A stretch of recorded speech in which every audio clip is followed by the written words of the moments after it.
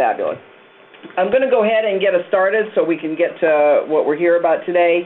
All of you know that the R-Pact is, a critical tool that we've been using in residential programs to assess youth as they come in, to identify their criminogenic needs or risks and the needs of the youth. We've used it to do our performance planning, and then youth are assessed throughout their stay and then assessed again at an exit before they leave.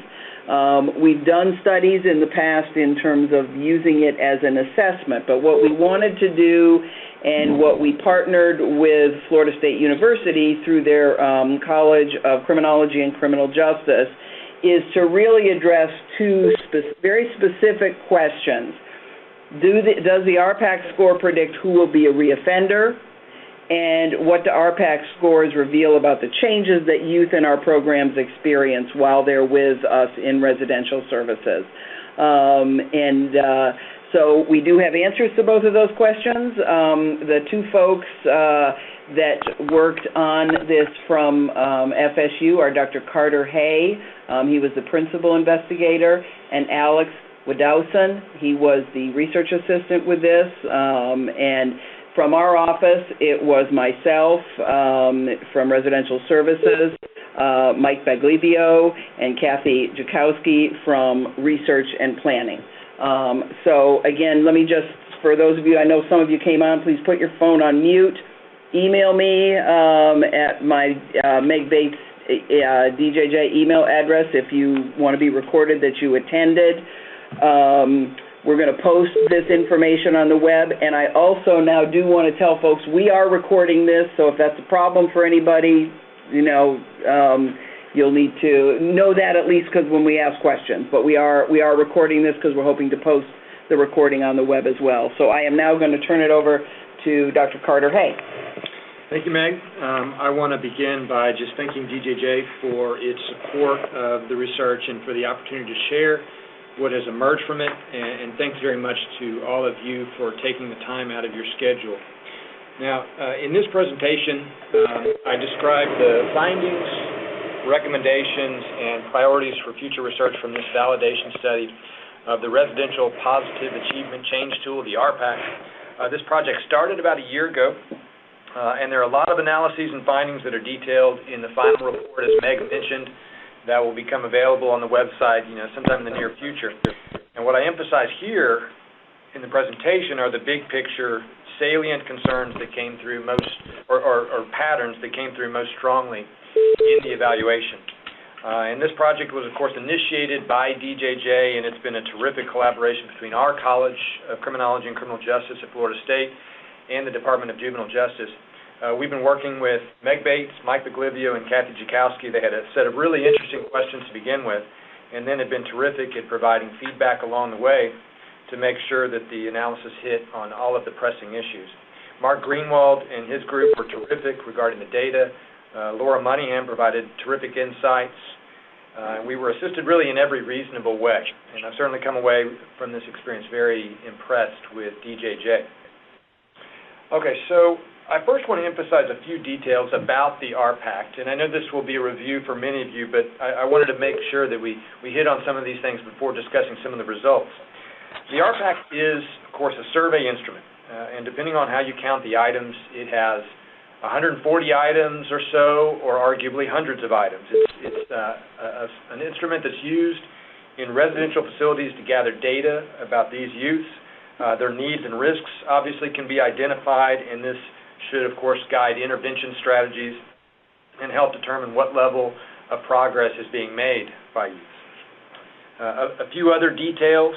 The R-Pact is divided into different domains, and these domains can be thought of as clusters of items that deal with specific aspects of youth's lives. Some of these are risk domains, in which high scores should lead to higher reoffending, whereas others are protective domains in which high scores indicate a youth who should have lower reoffending. There are a lot of these domains. I'll show you a quick list of them in just a moment, but our analyses evaluated roughly 50 different domains, 26 risk and 26 protective scores. One other aspect, some of these relate to history, things that describe a youth's prior history of circumstances, things that have happened in the past.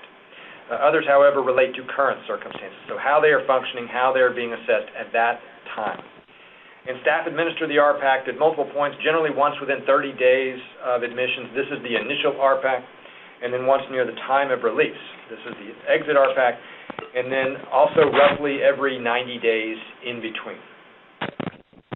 Now, in looking at a list of the different domains, you get most of the domains listed here. We exclude a few because they didn't come into play in most of our analyses, often because of issues of missing data for perfectly justifiable reasons. Domain 5C, for example, that's current outside employment. It didn't come into play because very few of these youths were employed at the time of admission. But otherwise, the domains were examined, and you can see that the different domains hit on key aspects of youth lives, including academics, future employability, the relationships with families and caregivers, what types of people, antisocial or social, that they associate with, and then, of course, you have the social skills domains near the end. And you might be able to see on the PowerPoint slide that a few of these domains are bolded, and I bold them because they would loom very large in the analysis, and I wanted to be explicit about some of the items that go into measuring these different domains. Most notably, I'm talking about domain 3C, current academic status, and then the social skills domains, which are domains 12 and then 12A through 12E. So let me mention some specifics on those items. The main thing to emphasize about domain 3C, current academic status, is that it isn't just a measure of whether they are attending classes or not. These items measure how much they value education. Do they see the classroom as an encouraging environment? Are they close to educational staff? Do they behave in the educational setting? In many ways, this is a measure of how much they care about education. And this measure, in many ways, does mirror the way this variable often is measured from youth who are outside the justice system. Really a measure of school commitment, educational commitments, educational bonds. When it comes to domain 12, these relate to how often youth showed social skills in such things as dealing with others, handling difficult situations, dealing with emotions. For example, I give you some items on dealing with emotions. They were assessed in terms of how well they could express their feelings, how much they understood the feelings of others, could effectively deal with someone else's anger. These are the exact sort of social skills that are targeted in many programs these days, including many that are seen in Florida. Examples of these are thinking for a change or aggression replacement training. These social skills would end up looming really large in the analysis. Okay, so that gives you some basics on the R-Pact, just a bit of review, I know for many of you.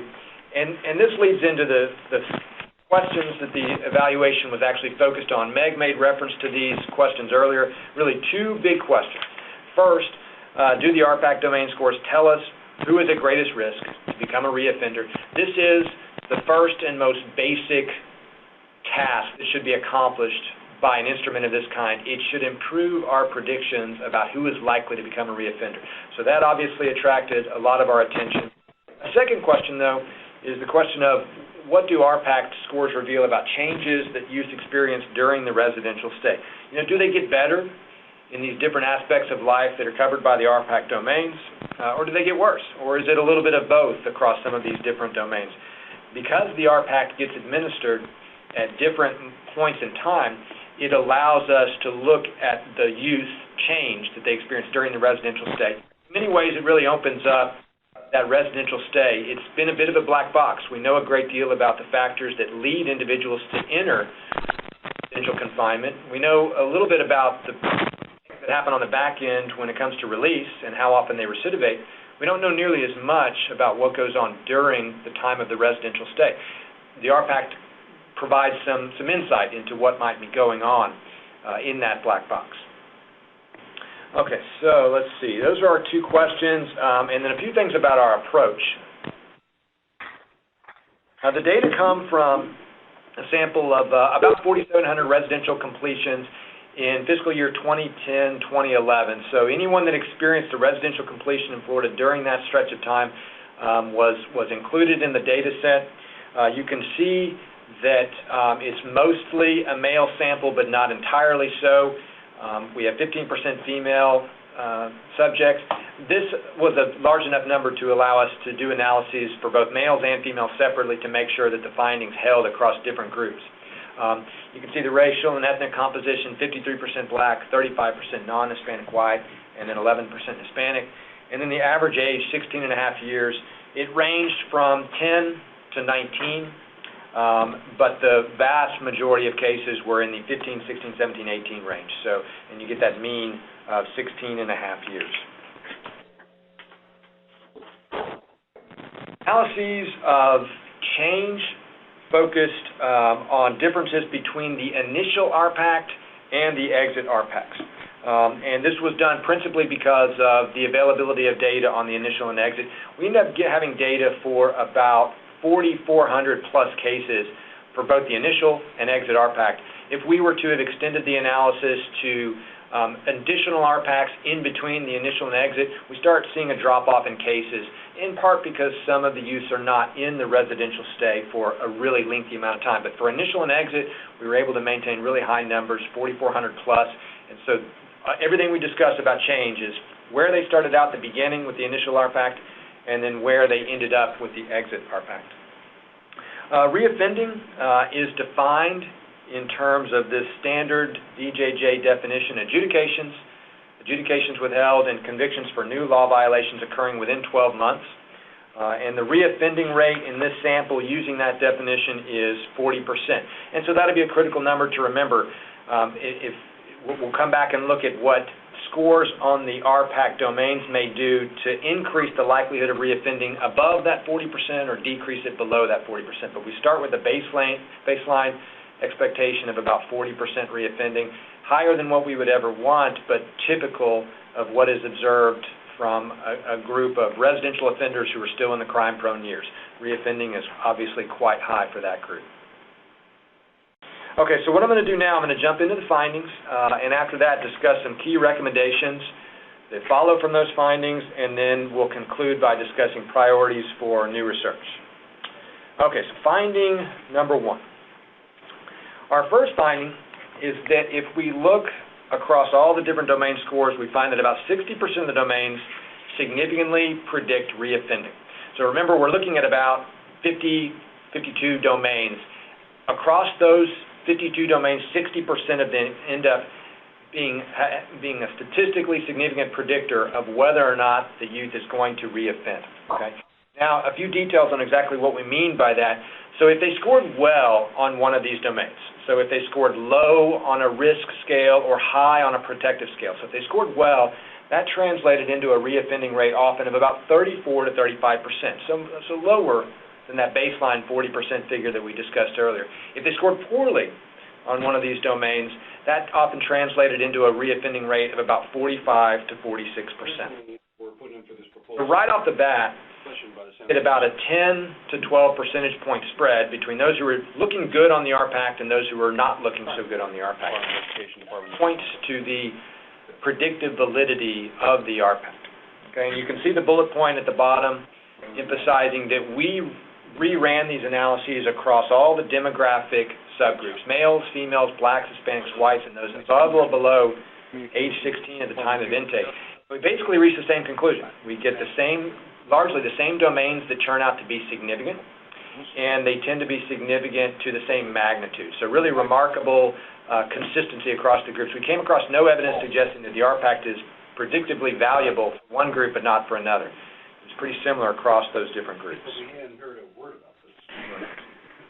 Excuse me, make sure everybody puts their phone on mute, please. I see the question that you guys have posed, but I think you can understand I have a bit of confusion now as how you'd like me to answer this. Excuse me, somebody's not on mute. If you could please do that, that would be helpful. Thank you. Okay, so we move to the second finding. The second finding deals with Domain 1, record of referrals. This measures the extent and seriousness of prior offending. This was, as expected, the most predictive domain. If you're just picking out that one domain that gives you the most bang for your buck in terms of predictive validity, not surprisingly, it's Domain 1, record of referrals.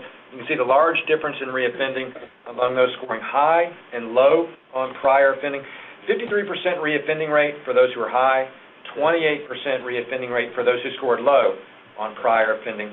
So you get a pretty big piece of the puzzle, but it's not the only important piece of the puzzle. It stands out the most. And so I'll move quickly into discussing some of these others that also turned out to be important in addition to Domain 1, record of referrals.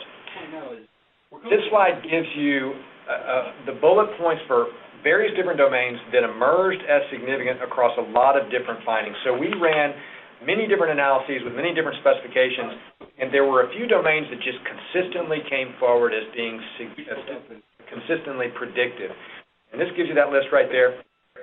Domain 3C, current academic status, that's that educational variable that we discussed earlier, how much they value education. Domain 5B, employability, knowledge, aspirations, and plans. It's not really a measure of vocational skills as much as a measure of just sort of their basic orientation and openness to the things that allow you to succeed in employment, how knowledgeable they are about what it takes to hold on to a job. Do they have aspirations in that area? Do they have plans that are realistic? If so, then they scored high on this domain of employability. You get with domain 6B, current relationships. Are they associating and identifying with those who are social versus antisocial? That turned out to matter a great deal. And then with domains 10 and 11, you get indicators of their current attitudes, behaviors, and aggression. These are items that deal in large part with sort of pro-social versus antisocial attitudes, behaviors, and how well they behaved in the residential setting was predictive of reoffending. And then lastly, you get all of the social skills domains, 12 and 12A through E, current social skills. Every one of these domains got to be important in just about all of the analyses. How well they displayed these basic social skills in terms of dealing with emotions, dealing with others, dealing with difficult situations, and so on. These things turned out to be quite predictive of reoffending.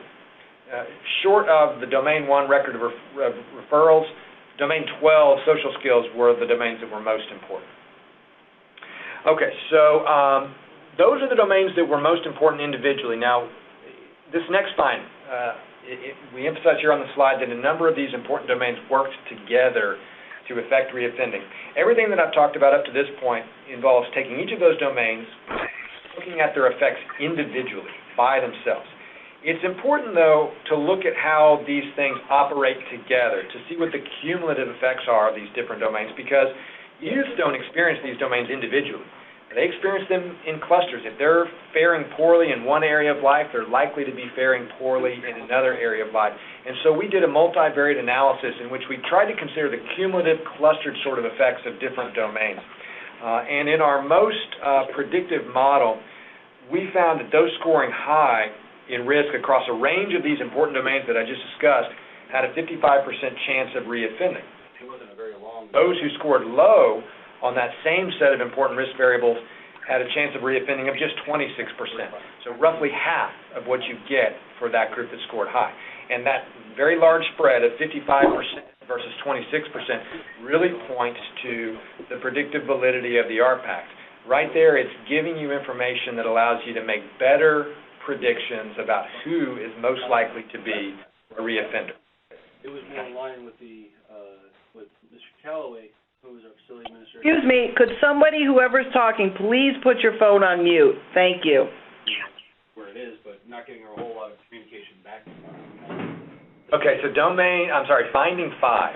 Communication you guys? Everything we talked about at this point deals mainly with domains that have been important. But with finding 5, we discussed the fact that there were a number of domains that were entirely unimportant for predicting reoffending. Now, I'll come back in a moment and say that doesn't mean we should throw these domains out. We're not suggesting that in any way. But when it comes to predicting reoffending, they almost never emerged as important.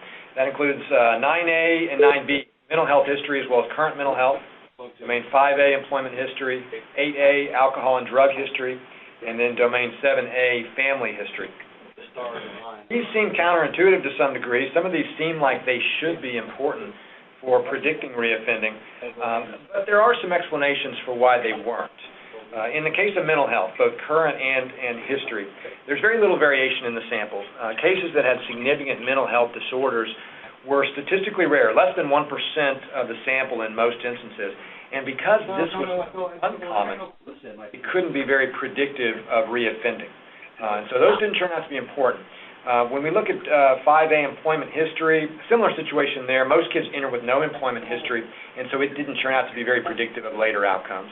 With alcohol and drug history, plenty of youth did, in fact, enter with some sort of drug and alcohol history, but the patterns were consistent with a sort of a low-level, recreational, opportunistic involvement in alcohol and drugs. There wasn't strong evidence of severe addiction. In other words, on items that asked about whether they suffered withdrawal or items about serious problems in their lives that had followed from their drug and alcohol use, they didn't score very high on those. Instead, it was more opportunistic, recreational kind of drug use. Perhaps it makes sense that that would not be real predictive of later outcomes, as opposed to what would have emerged from a hardcore addiction. Do you think I should be including in here, Mr. Hodge? Okay, and then lastly, with family history, this domain measures a history of legal troubles in the family. This was relatively common in the sample, as you might expect, but this didn't end up differentiating between those who reoffended and those who did not. The current quality of relationships with family would turn out to matter more in a number of our analyses. Okay, so these are the domains that didn't matter. There are good reasons to still collect data on all of these things. It certainly may help staff better understand the youth and their particular situation, their particular risks. It's just that you wouldn't hang your hat on these domains when it comes to trying to predict who's going to be a reoffender and who isn't. I'll see what I can figure out in the meanwhile. I'll see if I can't get more. Somebody who just said, "I'll see what I can't figure out," is not on mute and needs to be, please. Thank you. Okay, so moving on to finding 6, this is the first finding that we're going to discuss, the issue of change, and most of the remaining findings we'll go up through finding 9 are going to, in large part, emphasize the issue of change. And so with finding 6, again, we're asking ourselves, do youth get better or get worse during the residential stay? And we found overwhelming evidence of considerable improvement from the initial to exit R-Pact. They look much better at the end of the residential stay than they do at the beginning. And this occurred both for the risk factor scores and the protective factor scores. You get a 14% reduction in risk, and that number roughly corresponds to how much they kind of moved along the scale of what is possible. And so a 100% reduction in risk would have meant that they started as bad as they could possibly be and by the end looked as good as they possibly can be. As you'll see in just a moment, we actually see some cases that come close to approaching that, but the aggregate pattern involved a 14% reduction in risk and a 28% increase in the protective factor scores. And so they're doing pretty well across both of these. The greater improvement in protective scores probably follows in part from the fact that the protective scales often include items that allow the staff to indicate how responsive they've been to particular services, intervention. Do they seem like they're sticking to a basic game plan? And those items tend to be a little bit more amenable to capturing the changes that youth may be experiencing, whereas the risk items were a little bit more static in nature. But either way, you're seeing improvement across both of those two types of items. The greatest improvements were in the social skills domains. You get 30 to 50% of youths were classified as major improvers. For us, that meant a 30% movement along the continuum of what was possible. And you get 30 to 50% of youths, depending upon the social skill domain that we're looking at, that were experiencing not just minor improvement, but major improvement. So lots of movement there. Okay. Now with this next slide, I give you something that elaborates a little bit on what we just discussed. This shows you the aggregate change in protective scores. So we took the protective items and the protective domains, and we combined all of them into one big aggregate protective score to try to give you a common sense, intuitive feel for how much change we're experiencing. So along the bottom of the bottom axis, that shows you the percent change in the protective score that they experienced. And so if you see a figure of 0.2, that indicates a 20% improvement along the scale. And you can see that, in fact, that's around where the large majority of cases are clustered. You can see along the left-hand axis, that's the frequency of cases. You can see that the large number of cases are clustered in about the 20 to 30 to 40% improvement. That matches with that 28% aggregate improvement that we mentioned just a moment ago. But you can see that there is variation. You see on the right-hand side of the distribution, some people are experiencing protective changes that are quite extraordinary, 60, 70%. Not a lot of cases, but you can see that there are some that are moving almost all the way across the scale of what is possible with the protective domains. You can also see, however, on the left-hand side of the distribution that there are some cases that are pretty close to zero. They experienced nothing in the way of improvement, and you even see a few negative cases, which shows some deterioration that was experienced during this period. That's statistically rare. It's a small handful of cases, really, but the main point to emphasize is that there's variation. And we'll come back in a moment and talk a little bit about how that variation in the amount of change predicts variation in reoffending.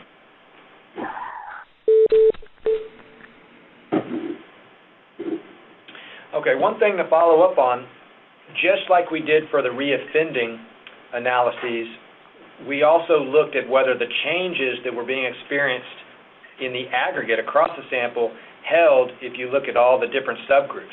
And what we basically found is that initial to exit improvements were experienced by all the groups that we considered, those same demographic groups that I noted earlier. And I'll follow up on this with one more chart. And just a few things to emphasize. There are a lot of numbers there, but just a few things to emphasize. The first column there gives you the groups that we were considering, groups that vary according to their age, their sex, their race or ethnicity, and their extent of prior offending. And what we're interested in is whether the average decrease in risk or the average increase in protective scores varied across those different groups. Did some groups improve more than others? And by and large, what we find is that there really wasn't much in the way of differences across the groups. Any differences that existed were pretty small. You look, for example, at age 16 or younger at entry and age 17 or older at entry. Both groups experienced, relatively good improvement in risk as well as protective factors, and the spread between them is really not all that significant. And you see that across all the other groups as well, where every group was showing improvement. Sometimes one group experienced a little bit more than the others, but the range was always relatively tight. And so what we take from this is that the average amount of improvement that we just discussed was not being driven by the improvements of just one group or maybe a couple of groups. It was pretty much across the board to varying degrees. Okay, so let's move to finding 8. Okay, so with finding 8, what we are looking at are the improvements and whether or not they helped predict who would be a reoffender. The argument there is that the greatest improvements will be experienced by those who then go on to become less likely to reoffend. In many ways, we found that. Used to experience the greatest initial to exit improvements had lower reoffending, but this requires a little bit of explanation. We found, first of all, that this was primarily the case among those with a lower record of prior offending. Okay, and to do this, just to be clear, to do this analysis, we broke the sample up into 3 different groups based on their Domain 1 record of referral score. So they could be low, moderate, or high in prior offending. Now, bear in mind that even those in the low prior offending group have relatively high prior offending when compared to another population, because all of these are kids that have been sent to residential confinement. So this is a high prior offending group, but you can nevertheless distinguish between those who are low, moderate, and high in prior offending. And then we looked at whether the improvements that they experienced predicted their reoffending. What we basically found is that every one of those groups, low, moderate, and high prior offending, improved a great deal during the residential stay. In fact, they improved at roughly equivalent rates. So every one of them is improving. However, what we were finding is that those improvements translated into lower reoffending, primarily just for the group that started out with a low record of prior offending. Okay, so again, low, moderate, and high prior offenders are all experiencing improvements on the R-Pact domains, but those improvements are translating into lower reoffending only primarily for the low prior offending group. Okay, and we see this as really pointing to the challenges of reducing reoffending for those who are in the medium or high prior offending groups. Those highest prior offenders are returning to more criminogenic social environments. Their higher prior offending likely creates greater obstacles in the area of education and employment. They go back with perhaps more of a tarnished reputation in their community. There simply are more obstacles that they face. So the strong evidence is they got better during the residential stay, but that those improvements were sometimes more fleeting in the 12 months after release. Okay, now we did find, however, one exception, and it's a very important one. We found that for the highest prior offending youth, improved social skills for dealing with emotions and controlling impulses did translate into reduced reoffending. And so it's not as if those highest prior offenders are always going to experience improvements that are fleeting. That wasn't the case. If they could experience improvements in these two critical areas, dealing with emotions and controlling impulses, that translated into lower reoffending for that group. So they are by no means any sort of lost cause. Lots of improvements are occurring, and sometimes that translates into lower reoffending for this group. Okay, finding 9, our final finding. The key thing to emphasize here is that improvements in social skills were especially likely to reduce reoffending. Of all the domains that produced, in which changes and improvements reduced reoffending, they were especially likely to happen with the social skills domain. So that's a critical priority, but there were other notable areas in which improvements would translate into lower reoffending, and you see there the main ones. 3C, current academic status. Again, that one emerged as important across a lot of different analyses. 5D, supervised tasks. 6B, current relationships, whether or not they're associating with and involved with antisocial versus social peers. And then lastly, current attitudes and behaviors. These improvements in these areas mattered as well. Okay, so those are our findings, and now what we want to talk about a little bit are some of the recommendations that follow from these.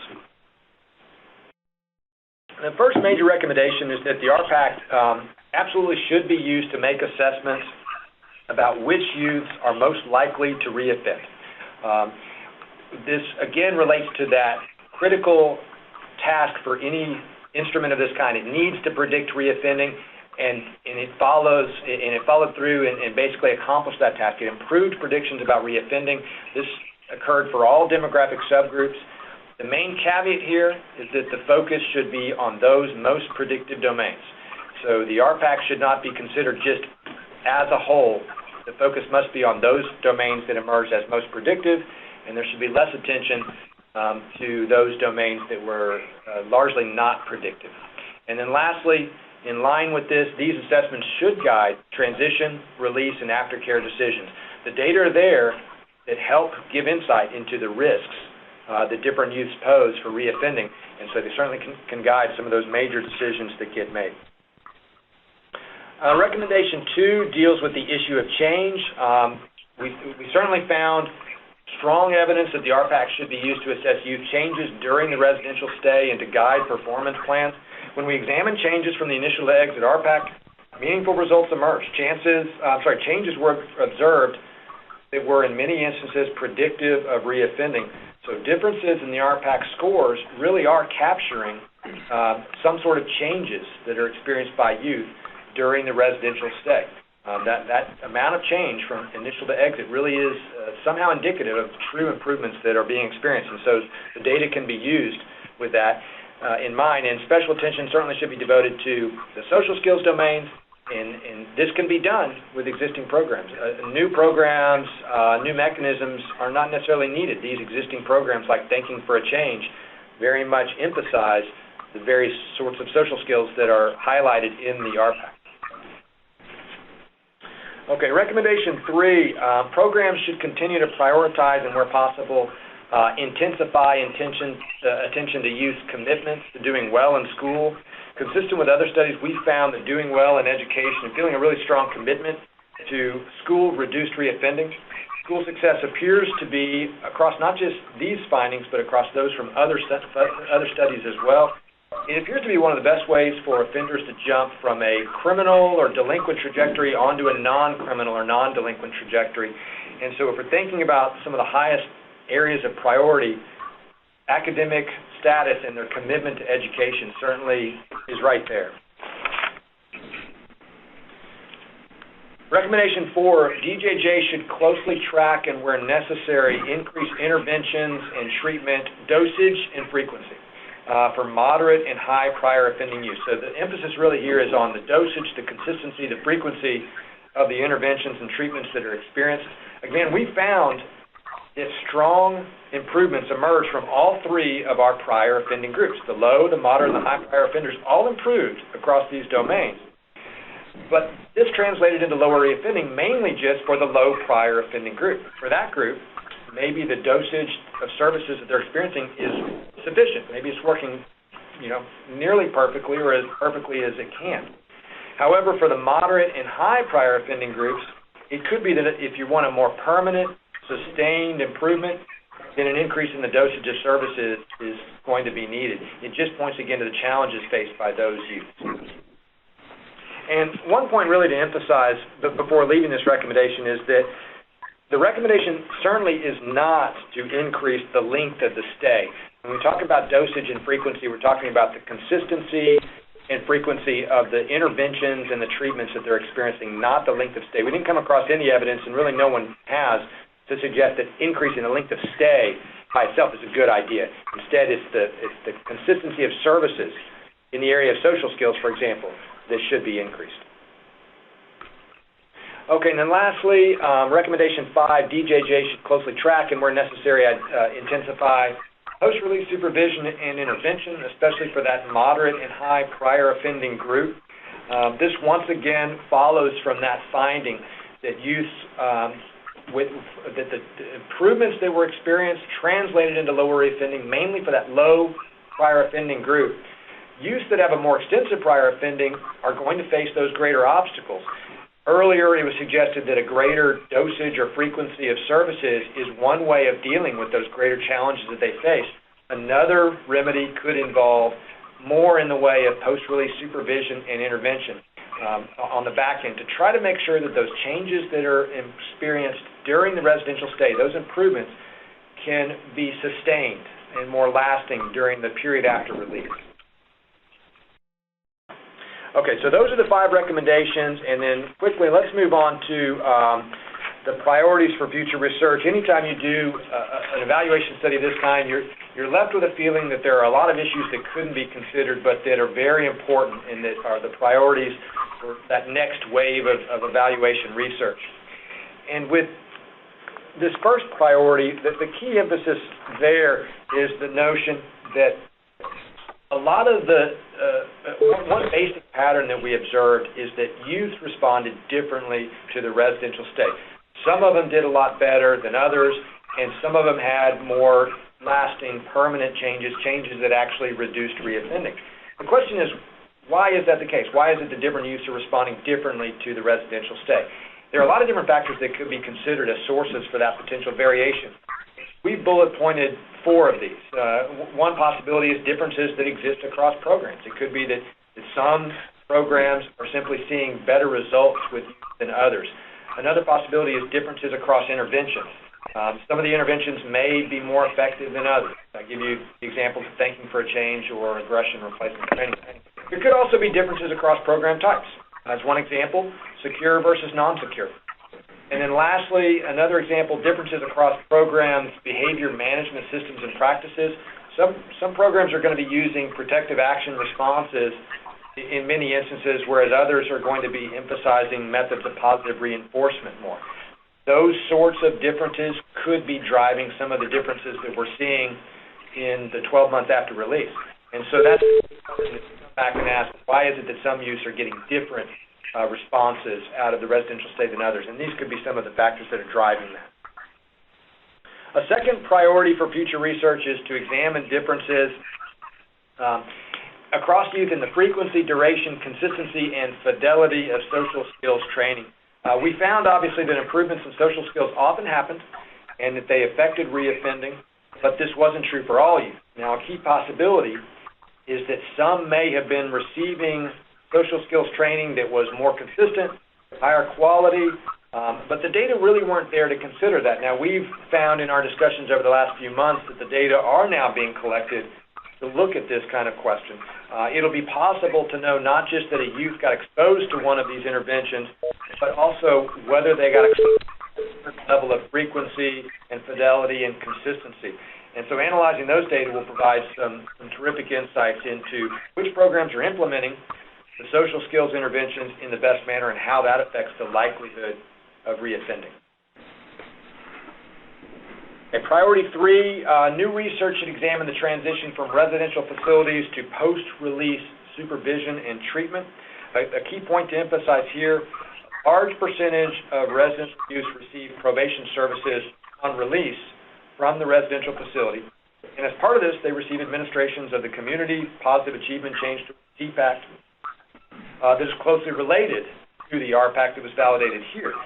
The new research can examine the ways in which initial to exit improvements on R-Pact domains are maintained or not maintained after release into the community, and how that's affected by such things as post-release supervision, treatment, intervention. The basic idea here is to take that black box that pertains to the residential stay, where we often don't know what's going on inside that residential stay. Well, now we know a little bit more about that. We want to move that along and look at the 12 months after release.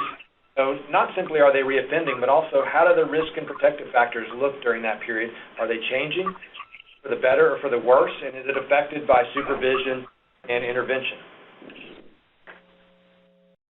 And our final research priority, new research should examine the R-Pact's scoring system for creating the domain risk and protective scales. The key question here, does the current scoring system maximize the predictive accuracy of the R-Pact? A great deal is being asked of the R-Pact in terms of being able to predict who will reoffend. And so it's important to go back and kind of look under the hood and see if the scoring used to generate the scales, domains, is the most accurate, most predictive scale possible. We accepted the R-Pact domain scores as they exist, but it could be that some of the items can be scored a little bit differently to enhance the predictive accuracy of the R-Pact domains. Okay, so that's all that I have, so I conclude with the presentation. I'll turn it over to Meg, and I'm certainly happy to answer any questions. Yeah. Okay. Just to address one question that may come up is, yes, we are going to post the PowerPoint on the web as well as the executive summary and the final report. I know when we presented this last week to the executive leadership here and folks, and Secretary Walters, I mean, she was very interested in it and, had some questions and some things we want to follow up on. So what I want to do, though, is open it up to the group here. I know there's potentially a lot of folks on, so if anybody has a question that they'd like to raise, let me open it up for that.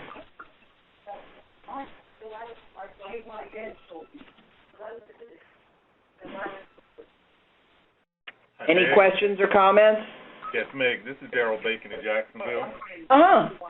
How are you? Fine, Daryl. How are you? Great. My question is not so much concerning the research, but it's a training issue. Uh-huh. I know in our last conference call we talked about the need for additional R-Pact trainers. That's going to be happening in the near future, because as far as I know, I'm the only one left in the Northeast region. Mm-hmm. Yeah, we are going to be looking at addressing R-Pact training and trainers over the next month or two, and we know that's an issue, and we'll be looking at that and getting information out to folks. Thank you.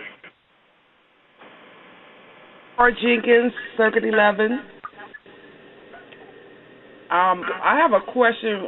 When it comes with the R-Pact, with the residential, if a kid is not meeting up to the standards, what measures that you reflect back to for getting them focused and back on track instead of, just saying that, okay, that I've been here X amount of time and it's time to release them?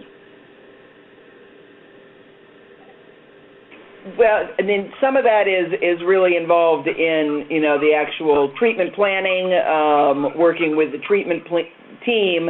I think what, as it relates to this study, I mean, what it does show is that, as Dr. Hay pointed out, the use of the R-Pact as a tool to do performance planning from the initial R-Pact as well as those intermittent applications of it, does provide information for case managers and treatment teams to be able to look at what are the issues. And what I think this study helps do is say, here are the things that maybe we can focus on that may have more of an impact in terms of this youth reoffending, particularly the social skills, academic. I don't know if anybody else here, Mike? Yeah, it really points to the importance of reassessment, or why we do reassessment If I notice on a reassessment that a youth is not making progress in reducing risks that I'm targeting with my interventions that the kid's receiving or increasing protective, then I need to either find a way to better engage that youth in those interventions or change my strategy and supply different interventions for those youth. We did see that although they're statistically rare, there are some youth that are not experiencing changes. I mean, there's wide variation. On average, we're getting a lot of great change, but there are some kids that we're not reaching. And that's why reassessment is so important to see, to notice on your R-Pact from initial to the first assessment or second, whatever, how long you have those kids, how they are changing or are not changing, and reevaluate my strategy on dealing with those kids.